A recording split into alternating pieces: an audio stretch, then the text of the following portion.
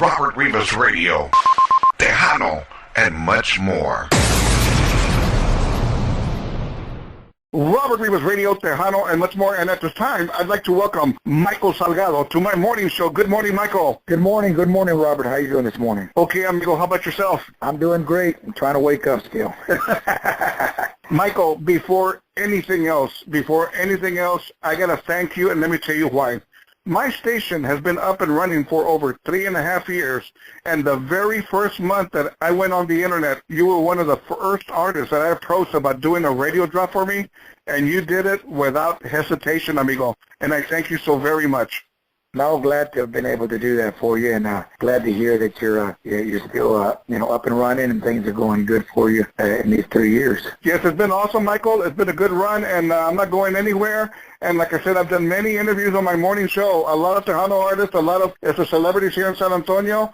And when I posted, your flyer that you were going to be on my morning show, everybody was responding, all right, Robert, finally, Michael Salgado. And I said, well, hey, man, he's a busy person. No, pues qué bueno. I'm glad that all the fans were excited and glad to be talking to everyone this morning. There we go. Michael, first things first, born and raised in Big Springs. Well, naciste in Big Springs, ¿verdad? Yeah, Big Springs, Texas. I grew up in the West Texas area. My dad, he was a farmer, so we grew up as far back as I remember. I grew up in a little town called Hermely, Texas. And, we moved here and there, we lived in Snyder, we lived in Sweetwater, Abilene. We lived, Stanton, Texas, a lot of years. También we lived in Rankin, Texas, por allá. So, la vida rancho, so, grew up driving John Deere tractors and things like that. And so, it was a lot of great memories for me. That's awesome. Michael, now, when did you pick up an accordion? I think I was about 13, 14, around there, because actually first I had started trying to learn the bass, so I picked up the bass. And because at the time my dad was playing the accordion, and a couple of uncles, my Uncle Davian was playing the bajo sexto, and my Uncle James was playing the drums. So then, my dad needed a bass player, so I started picking it up. And I remember, when I first started learning the bass, I turned it, left-handed, and my dad was like, well, he didn't really know that I was, played or was more left-handed. So he tried to change the bass strings on it, and I said, no, I mean, I kind of already got used to playing it right, with the bass like a right-handed musician would play it, but I would turn it around, upside down per se. And so I started on the bass, played it a while, and then I wanted to pick up the bajo sexto. So then I started, also learning the bajo sexto, kind of turned it around. And I don't know, when I was younger, I had a good ear for music, and I was able to pick up songs pretty fast in different keys. And so after that, I always grew up. My dad, of course, was my biggest influence. I mean, I was always singing with him, with family members and friends, and he had his guitar all the time when we'd go visit, family or friends, and I was always there pegado con él como chicle, ¿no? Y pues siempre cantando ahí.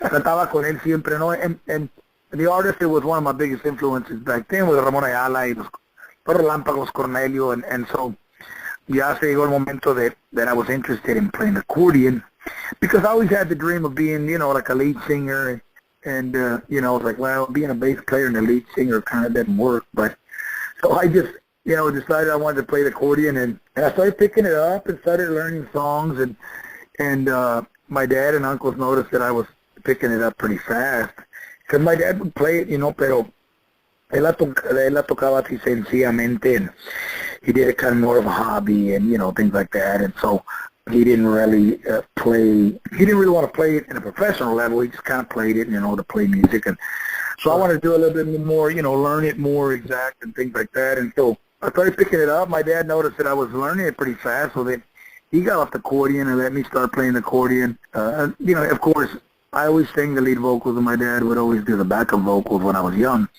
And so, pues ya empecé con el grupo, ¿no? Playing accordion, and it's been a good amount of years now, and it's always great to be able to learn new things with the accordion.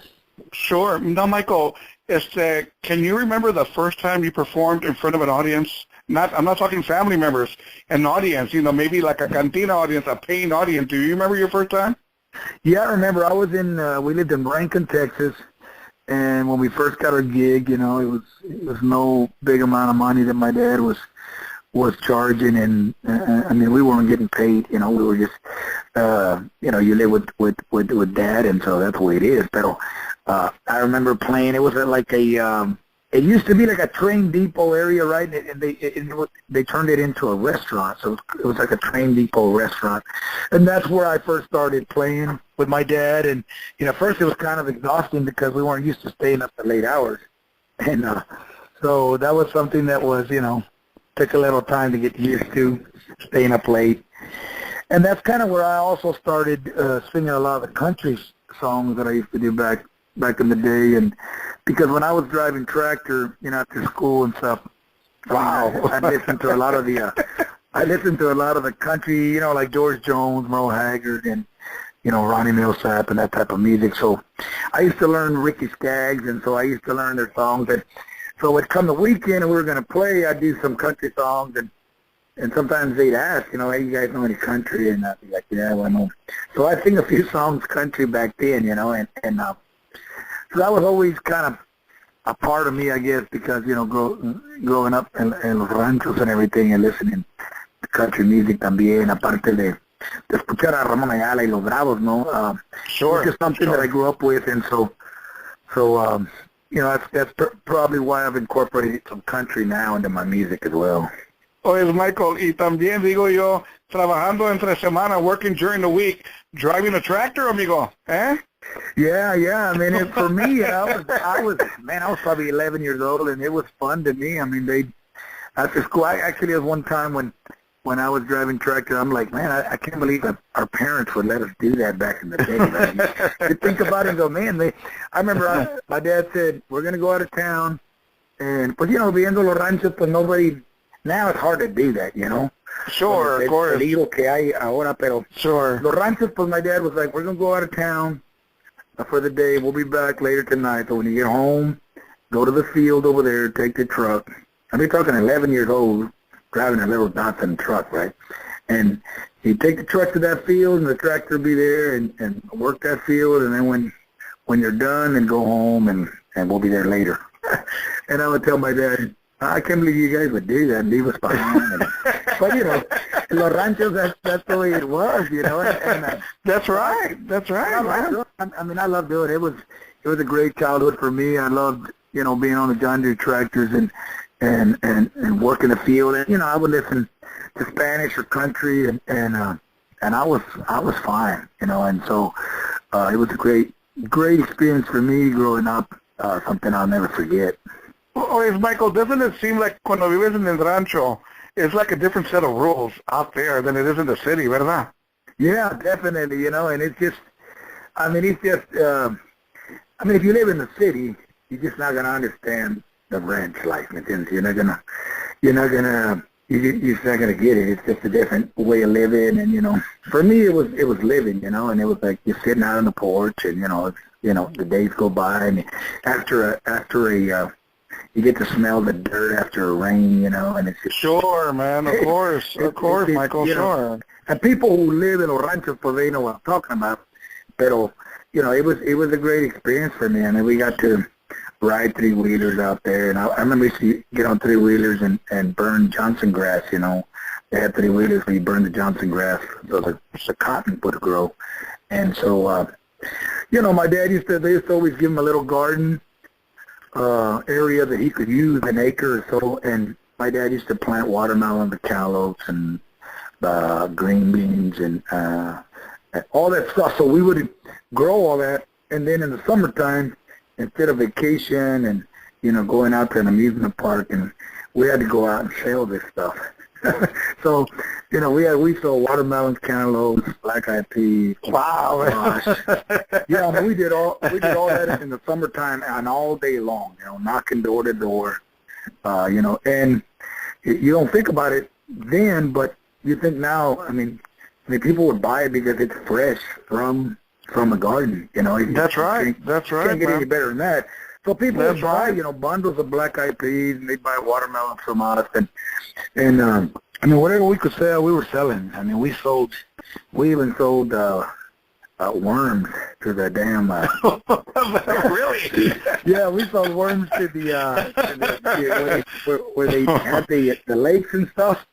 Yeah, I mean, fishing, para pescar. Yeah, we did. I mean, we we weren't doing that.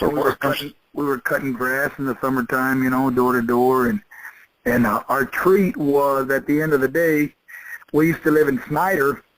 Well, we did a lot of things in Snyder because we lived in Hermely. It wasn't too far from Snyder.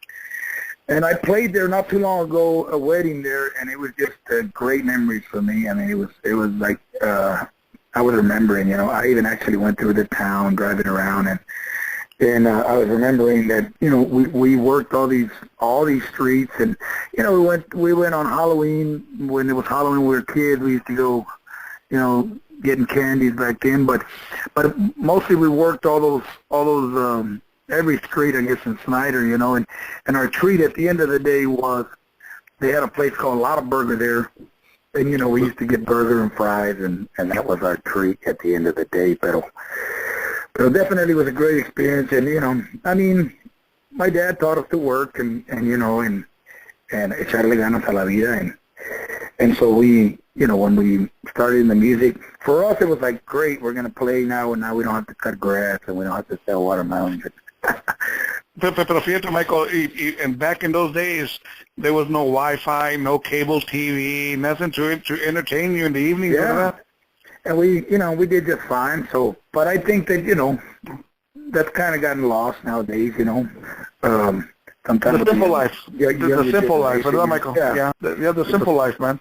Yeah. So, pero para nosotros was a great experience. Now I live in San Antonio, and so, pero it also took me a year to get used to living in San Antonio when I finally moved here because I lived in towns that had 2,000 population and 3,000, and so it was tough for me at first. Pero it's home now, and I love it and all, and but every now and then it's nice to go back and see. I even passed when I was in Snyder that I performed on the way back, but you got to go through Hermely where I went to school, and I went by there and looked at the old school I used to go to, and it was great. I mean, it was nice to experience that, and I actually posted some things that day on my social media. There you go. Hey, Michael, te fuiste from Lotta Burger to Whataburger. Yeah. Definitely. Michael, can you remember the first gig you got here in San Antonio? The first gig was Mission County Park. I remember we had recorded Cruz de Madera toward the end of '94, and then kind of took off really, really fast. And I think we wound up playing in Wicks County Park maybe in May, something like that. By then, pues estaba la canción bien fuerte, and I remember being, really surprised because when we started playing todas las canciones del disco de Cruz de Madera, pues everybody knew the words to every song. So I was like, never seen that before. So it was really an exciting experience for me, to be able to see that. But yeah, the first show San Antonio was, I believe, Mission County Park. So you would, is it fair to say, of course, Cruz de Madera was your breakout song? That was the one that put you on the map. Definitely, yeah. Cruz de Madera. Pues antes de Cruz de Madera, pues quién era Michael Salgado, ¿no? So, yeah, that's the song that pretty much put me on the map. And it's all that, Michael, I'm a firm believer that all it takes is one song to one spark, amigo. One spark will get that fire started. Y, amigo, you've been kicking ass out there, man, and I congratulate you y con más ganas. But look what you're saying, man. Look where you're coming from. And I'm not saying it's a bad thing, but, you learned the value of $1. Working in a rancho y vendiendo esto que el otro, and now what you're doing now, ¿me entiendes? I mean, there was no picnic for you, man, whatsoever. Yeah, now what I do is I tell people, I live the dream because, I did that. Before I was successful, I used to work construction jobs, and so, I commend all those guys that work construction porque pues that's some work, man, and I lived it, and I used to dig ditches, and I used to do all that, and so, for me, what I do now is definitely living the dream, and it's just not, I don't see it as work, because I know what work is. And so, when you come from that, but you learn to appreciate this a lot more. Sure, so, of course. So sometimes, it kind of helps to be able to get your hands dirty first. Now, let me ask you this, Michael. Let me ask you this. Was your first record label Joey Records? Yeah. Joey Records was the first label I recorded, probably, I think it might have been the first one I recorded back then, right, I'm going to sound old now, but, the first thing I recorded was a 45, when they were 45. Yeah, and then they were... A 45. I think it was toward the end of the 45s, and it was already coming to CDs. And so I was kind of caught it toward the end there. But it was a 45, and I remember we went to do the show with Johnny Canales con mi amigo que pues en paz descanse, ¿no? Roy Zamora used to work with Joy Records at the time. Okay. And he was the representative who was sent to take us to do the show with Johnny Canales. We did it like in 89, something like that, was the first time, and I was probably 18, I think. And so people already starting to calculate right now, going, 18, so how old is he now? but yeah, I mean, we did a few CDs, y pues nada pasó, and naturally, a lot of people don't know, pero when I recorded this record of Cruz de Madera, I said, well, if this doesn't work, I think at the time I was doing plumbing, construction. I said, if this doesn't work, then, I'm gonna go off and do something else with my life, because I always could have done, something, but something else, but music was always something that, it always brought me back to music. That's what I wanted to do, and that's why I started so young, doing it in a serious, way. And so, but when I did Cruz de Madera, I said, pues ya si no pegas, because that year we had like a really rough year, right? We had a van and a trailer, and my van had blown the motor. I mean, we've been through every experience you can think of. But that year, I had a lot of problems with my van. We were playing in Dallas, and so we got home. I don't think we even made it home. My van got to like the entrance of Stanton, Texas, and then we had to walk the rest of the way into town. Wow. And it was just a rough. Yeah, it was a rough. So I said, if nothing happens with this record, then I'm going another route. And pues, God must have heard my prayers, and porque pues agarró con vuelo, and maybe I had to go through that experience to really be able to value. Sure. That's later, but everything's a test, and so gracias a Dios pues pegó la canción y pues ya lo demás es historia. Pero for me this is always it's living a dream for me, because I've had some jobs and y como digo, pues my respects para la raza que trabaja en la construcción, porque it's some work. And of course, what we did with my dad when we were younger and living on the farm, and so we learned como dices, we learned the value of a dollar. And so now it's just, for me, it's like living the dream. I don't even see it as work. Michael, how long were you with Joey Records? With Joey, I think I was with them, maybe, because I signed in 94, 94. So I think I was with them about 6 years, maybe. And then from there, Michael, where did you go from Joey? From there, I went to Sony, and okay, that's right. Yeah, that was a great record deal there. And so from Sony, pues ya I was with Sony, I think, a couple of years, and I went to Freddie, I think maybe 5 years.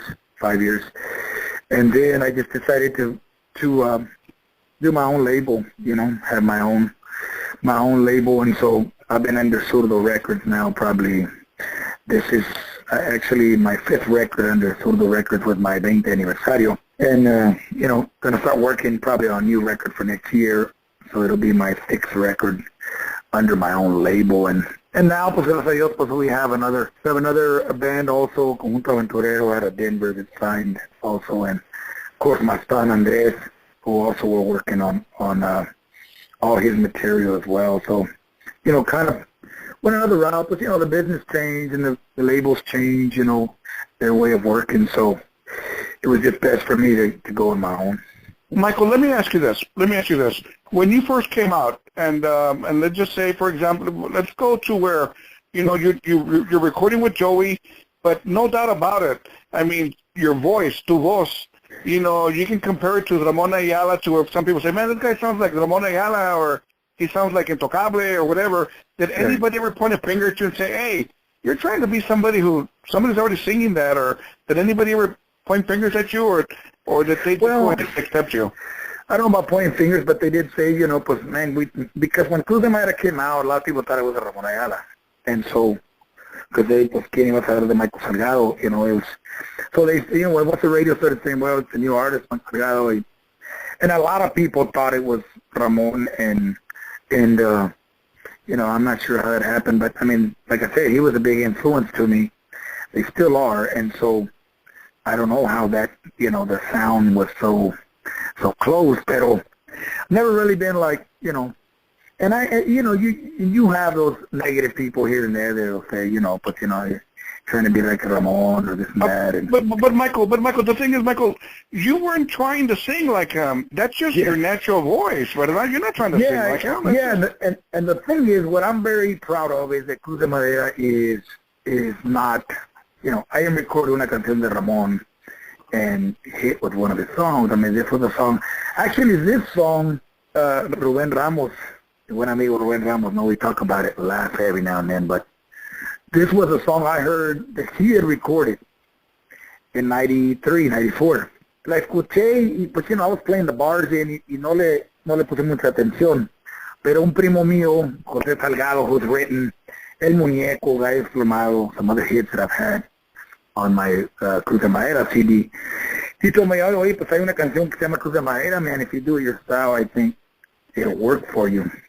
So, I started messing with it, and I did a ranchera because Rubén, pues he did it así más balseadona, ¿no? And I did a ranchera, and I'll tell you something else. It's kind of ironic right now in a minute, but I did ranchera, and we started playing it in the bars even before any thought of going to record it yet. There wasn't enough money yet, so, we were trying to put that together. But we would play it in the bars. Next time we played, because we used to play the bars, every 2 or 3 weeks. We'd go to the same bar. And people started making the sign of the cross, going, hey, pues, can you play that song Cruz de Madera you played last time? So not knowing that, we had something there, because people were asking for it and it wasn't even recorded yet. So it's crazy how you think about it now. But what's ironic is earlier I just spoke to the writer of Cruz de Madera, right? Just maybe an hour ago. I spoke to the gentleman who wrote Cruz de Madera. He's out of Chiapas. And it's crazy that we're talking about it because he's going to be sending me some more songs, but, it's just kind of ironic how we're talking about Cruz de Madera. And I happened to talk to the writer, el señor, es de Perales, Chiapas, Mexico. He was telling me about sending me some more songs, and but it's really amazing. So yeah, it is. Michael, now you being with Joey Records, I noticed también que you have recorded songs that were written by Jorge Alejandro también, ¿verdad? That's right. Jorge, pues he wrote Sin Ella. He wrote Otra Vez a la Cantina. I think he wrote Estás Partiendo el Alma, if I'm correct. But yeah, there was a few hit songs that he wrote on there that did really well for him, and for me as well. So, but there's some other songs that he's written also throughout the years for me también. So, it's some material from Jorge. I can imagine, Michael, estás con Joey and everything's happening, and all of a sudden, I'll let you ask, because all these record labels were approaching you, weren't they? Yeah, well, it started later on because, everything went well. It went well for a while. And then, we did have some legal issues after a while. And that's kind of where we kind of parted ways. Pero, so yeah, soon after, pues, Sony was approaching, and so this happened at the time that I was in this legal situation with Joey that, that was kind of the next step, but we had run into some other problems. So sure, it happens. but we both had some great success, and then you move on. Michael, let me ask you this. I remember, and correct me if I'm wrong. I could be wrong in this, but if memory serves me correct, I remember one time somebody showed me an article where you did an interview, una entrevista with somebody, and you were quoted as saying you were claiming that, like some people, they put you in the category of Tejano, but you were claiming that you're not Tejano, you're regional, or you can say norteño. Do you consider yourself Tejano, or? Well, I've always believed my music is música de acordeón norteña, no, pero what happened is that my music broke into the Tejano market, I think. Porque for me, Tejano is more, más teclado, más guitarra, is that style. But, I'm very, very happy que la raza pues me ha apoyado en todos los mercados. I mean, I'm simply saying, pues mi música es más de acordeón, ¿no? Sure. Pero I'm not saying no, pues no. I'm not saying this or that. I'm just saying, I'm very glad que me apoyó la raza, o que me está apoyando la raza, por el mercado tejano, como el lado mexicano, And so, but I do believe that my music's always been más acordeón, más norteña, no, pero la raza tejana has also accepted el mercado tejano, so. The beauty of that, no, Michael, the beauty of having, the genre como Tejano, los Tejanos, that they embraced you just as much as los norteños and the regional Mexican también, ¿me entiendes? That's, hey man, the more the merrier, no? Yeah, because you got the Tejanos embrace Ramon Ayala, and the Ramon Ayala pues no es Tejano, but they love his music like I love his music, and so I'm very glad that la raza del mercado tejano has accepted me in, and so, and that was kind of the goal that Joey had was, we're going to break you into the Tejano market. And even some of the reps that Joey had at the time said, I don't see how this music's going to break into Tejano radio, because at the time se tocaba mucho La Sombra, La Fiebre, Luego Más, that style of music. More keyboard, era más keyboard también, ¿verdad? Yeah, to me that's more Tejano. Entonces, I was like, well, we'll see what happens, ¿me entiendes? And pues Cruz de Madera broke, and broke into the market, and it was just, very successful. And I think that, you have some people that say, well, he's not Tejano, and why play him, and this and that. But I think that if people like it, pues why not? But of course. I think that now people are more versatile in music, like in the Tejano music, like I think like in the countryside now, it's a little bit more versatile nowadays. So, lo bonito es que pues la raza me apoya por el lado tejano, por el lado mexicano. Because we got people from Texas in the show, we got people de Monterrey or de Guanajuato or de San Luis, or, So for me, more the merrier, ¿me entiendes? Lo bonito es que les gusta mi música y pues nada más importa, ¿no? Michael, what is your opinion? ¿Qué es tu opinión en lo que está pasando, what's going on right now? And I'll use la música tejana. I mean, Joe Lopez is in jail. We lost Emilio. We lost Alfonso Ramos. Selena passed away. And, I mean, it's kind of like a disease going on out there where we're losing a lot of our Tejano icons. You know what I mean? I mean, it's pretty crazy, don't you think? Yeah, it is, and I think it's and not only in our genre, but, the general market también, where they've lost so many big artists this past year, and I think part of life is also part of dying, and so it's just time taking its course, and it's very unfortunate that we've lost a lot of great talent, and I was just thinking about that the other day. I think I saw a picture of Emilio, and I was like, man, I can't believe my buddy's gone, and pero I guess es parte de la vida, ¿no? Dios pone y dispone, y pues But Michael, like you, Michael, like you, that let me just use this for an example. you that you travel all the time, wherever, you go into your gigs, wherever you're playing at. I mean, example, mira lo que pasó con el hijo de Jesse Turner, being on the road. I mean, nowadays, and I know que you're in a bus, pero también es bien importante. I don't know who's driving your bus, but you got to make sure that guy's well rested, don't you? Definitely, and definitely not drinking as well. So it's porque pues that'll make matters worse. And sure, so of course. The driver has to be definitely, because if you're going to be asleep in the back, then you got to make sure your guy's good in the front. And I've always tell my drivers, if you get sleepy, then you need to pull off the road. Better to be safe than sorry.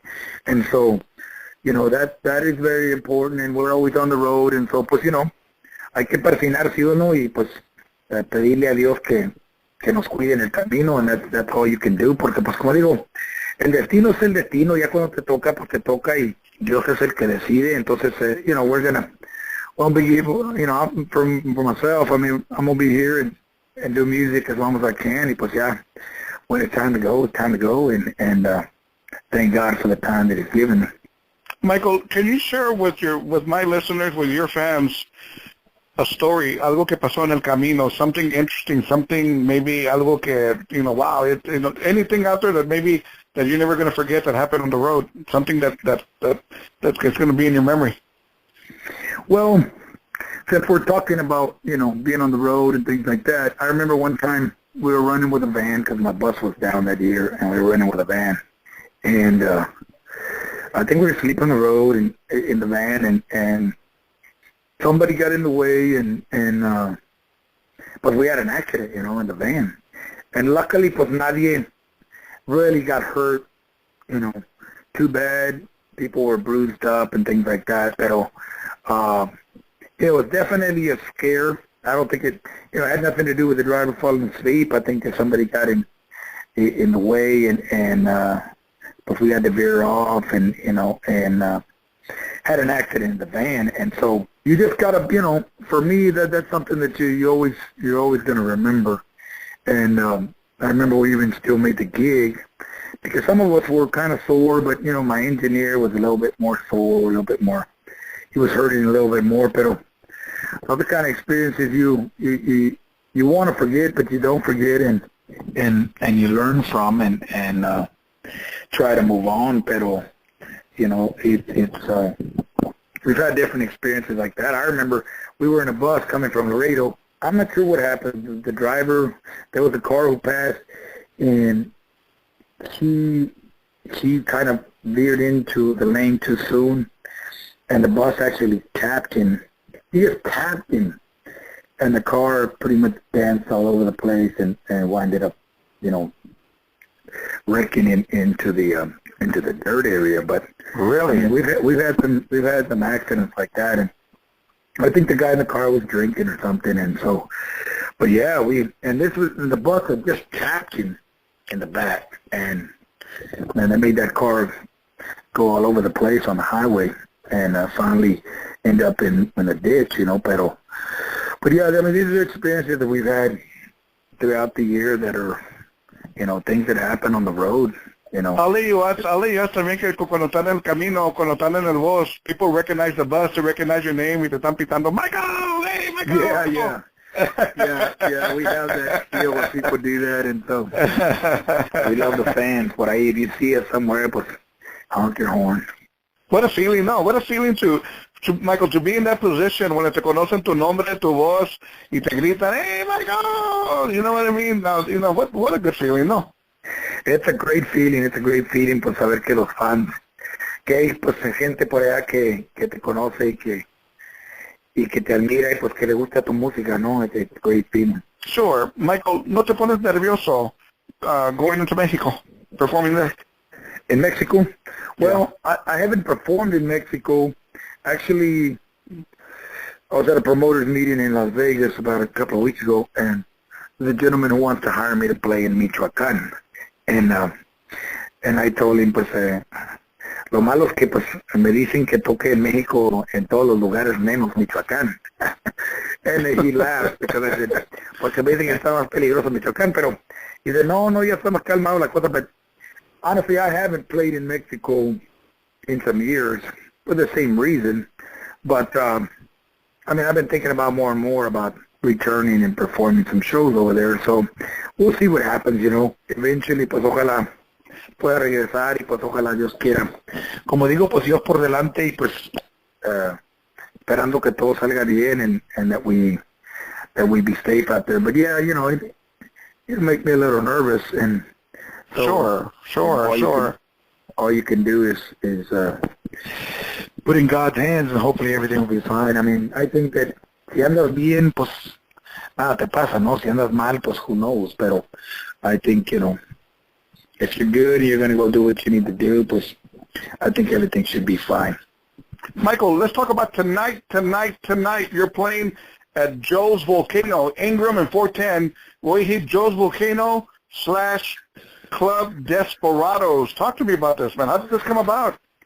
Well, I'm working with a good friend of mine, Bill Angelini, who called me up for the date. I mean, I've never played there before. It's my first time.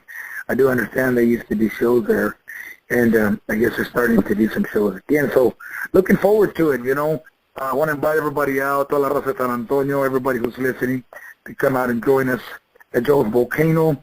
First time out there, and pues vamos a estar enviándoles pues all the hits, you know, all the latest stuff. Of course, my 20th anniversary CD, performing a lot of those songs out there as well. And so looking forward to it tonight. So we hope everybody can come out and join us out there at Joe's Volcano. So it's Michael. Diles, Michael. I may even sing some Ronnie Millsap. Vámonos, un Ronnie Millsap song. That's right. Well, I'm probably going to be playing one of my new songs. I've got a new country song called My Honky Tonk Education, and I may be playing that for the crowd for the first time here in San Antonio, and of course maybe Las Honky Tonk Cantinas. There you go. One of my previous, pero as soon as I release that Honky Tonk Education, I'll get it to you as well. It's a thing I'll probably be doing it out there. That's awesome. And actually, I'm talking to Josh Abbott, and he might, not confirmed yet, but we might do it as a duet together. But we're still in talks about that as well. Michael Salgado, any words for your fans? Well, mil gracias a todos por apoyarme. Thank you all for your kind support, and pues hope to see you guys tonight, Joe's Volcano. Looking forward to seeing you there. Michael Salgado, thank you for being part of Robert Rivas Radio. Thank you, Robert.